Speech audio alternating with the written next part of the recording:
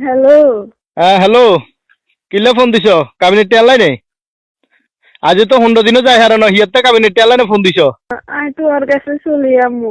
কি আমি তোমার কাছে চলে যাবো, আর তো একটু কিছু ভালো লাগে না।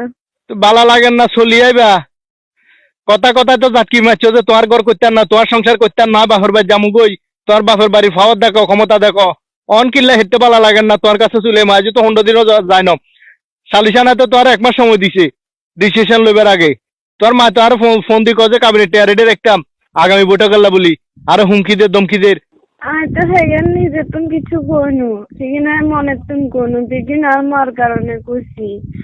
আর মা ঘরেতে কাবিরাজ যেদিন হিয়ে করে।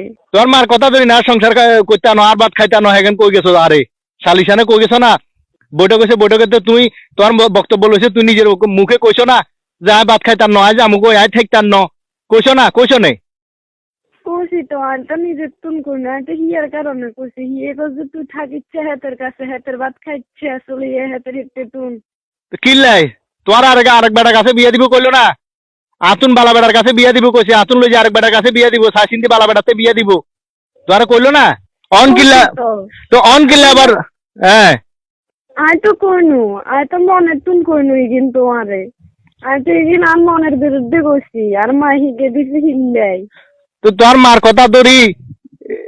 কথা ধরি এই সংসারে এই অবস্থা করলা এই হাল করলা সমাজের কাছে আরে কালার করলা তিনবার বৈঠক গেছে এঙ্গা বৈঠকে তোমার 1 মাস সময় দিছে 1 মাস পরে ফাইনাল ডিসিশন হবো তুই এর ভিতরে আয় আরো এগেন কর মনে তুন কইনো তোর মার কথা ধরে কইছো তোমার মার কথা ধরে কইছো বালা কথা রে বুঝছি তো তাইলে আর এই হাল কিল্লা করলা আরো ছোট সমাজের কাছে কিল্লা ছোট করলা এঙ্গা আমি এটা থাকতাম নয়, তোমার কাছে চলে যাবো।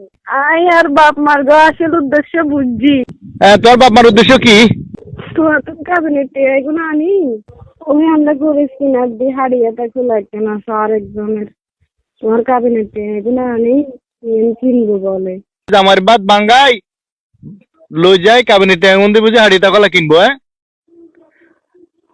তো কিনো কেন সমস্যা কি আমি তো দিমু আর তো দিমু কইছি এটা যখন তোর হক আর তো দিদিমু কইছি সমস্যা কি তুমি আইবার দরকার না তুই তোর বাপ মার কাছে থাকো তোর বাপ মার কথা মতো চলো তোর মাঝে না হেন্দে চলো ফোন রাখো আরো বিশ্বাস করো না, আর মনে তো কোনো খারাপই নাই। তোমারও তো কইলাম কিছু আর মাই করে তোর মাই করলে কইলাম তো তোর মাই করলে তোর মা জানে হেন্দে চলো না তুমি তোর মার কথা ধরে আরে ইফত জানছো না আর তোর মার কথা ধরি আরে অপমান এত কিছু করলা না সমস্যা নাই তোর মা তুই কইলাম তো এক কথা শেষ তুমি ফোন রাখি দো আর ফোন টোন দিও না আর মনে নাই তোমার সারা থাকতাম হারবা থাকতে হারবা তোর মায় থাকতে হারবা যাই চাওলা সাহেব ইয়ে দিব সমস্যা নাই কোনো সমস্যা কোনো টেনশন করিও না আরে জীবন বাঁচি থাকতে আমি আর কোনো বেড়াতে দিয়ে বইতাম না। আর ভুল হয়ে গেছে, আরে মাফ করে দাও। শান্তিতে নাই আর বাপের বার মানুষ স্বার্থপর সেগুলো স্বার্থে এত নাটক করছে কিন্তু আর আমি বুঝিনি তুমি ছাড়া আর কোনো গতি নেই আর কোনো রাস্তা নাই।